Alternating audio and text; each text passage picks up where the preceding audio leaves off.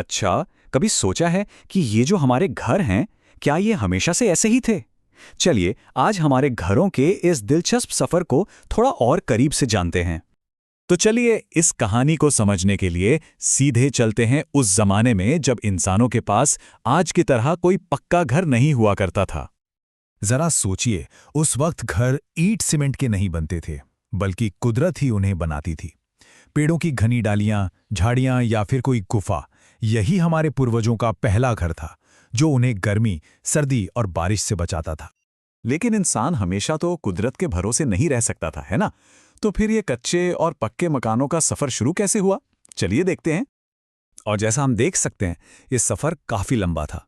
पहले गुफाओं और पेड़ों की छांव, फिर वहां से निकलकर घास फूस की झोपड़ियां बनी, फिर धीरे धीरे मिट्टी से बने कच्चे घर, और आखिरकार हम पहुंचे आज के इन मजबूत पक्के मकानों तक। तो फर्क क्या था इन घरों में? सबसे बड़ा फर्क तो था बनाने के सामान में।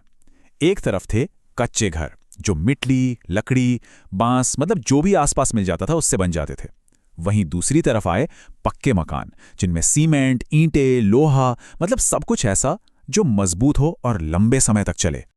इस तरक्की ने हमें बहुत कुछ दिया, मजबूत, सुरक्षित घर। लेकिन कहते हैं ना, हर चीज की एक कीमत होती है। तो इस प्रोग्रेस की क्या कीमत चुकानी पड़ी? देखिए, पत्ते घरों के फायदे तो साफ हैं। ये ज्यादा मजबूत होते हैं, मौसम की मार, तूफान, इन सब से बचाते हैं।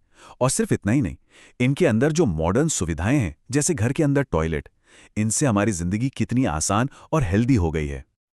लेकिन इन सब सुविधाओं के साथ एक नई चीज भी आई।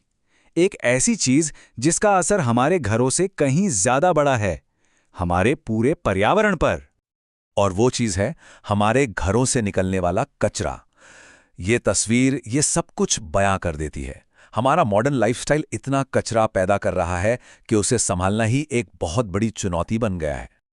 तो अगर इस प्रॉब्लम को सॉल्व करना है, तो सबसे पहले तो हमें ये समझना होगा कि ये जो कचरा हम फेंकते हैं, ये असल में है क्या और कितने तरह का होता है।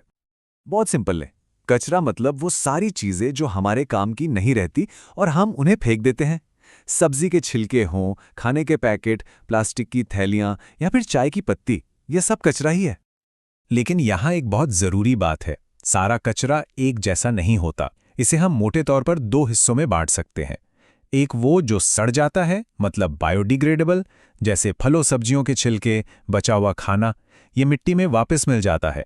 और दूसरा वो जो नहीं सड़ता, मतलब नॉन बायोडिग्रेडेबल, जैसे प्लास्टिक, पॉलीथीन, कांच, ये सालों साल बल्कि सदियों तक वैसे का वैसा ही पड़ा रहता है।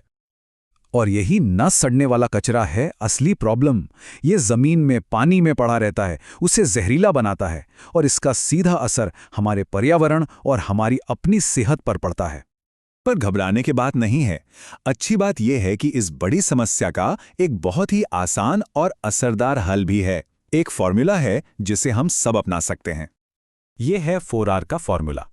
पहला R है रिड्यूस, यानी कम करना, मतलब उतनी ही चीजें खरीदें जितनी जरूरत हो। दूसरा R है रिफ्यूज, यानी मना करना, खासकर प्लास्टिक और पॉलीथीन को ना कहें। तीसरा है रीयूज, मतलब एक ही चीज को बार बार इस्तेमाल करना, जैसे कोई पुरानी बाल्टी टूट जाए तो उसे फेंकने की जगह गमला बना लिया। और चौथा R है रिसाइकल, मतलब पुरानी चीजों को कबाड़ी वाले को देना ताकि उनसे कुछ नया बन सके, जैसे कागज, लोहा, कांच।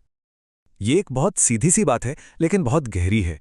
अगर हमें हेल्दी रहना है और अपने आसपास सफाई रखनी है, तो कचरे को सही तरीके से ठिकाने लगाना ही होगा। तो आखिर में बस एक सवाल, हमारा घर हमें हर खतरे से बचाता है ना? पर क्या हमारा घर हमारे पर्यावरण के लिए भी उतना ही सुरक्षित है? इस पर सोचना तो बनता है।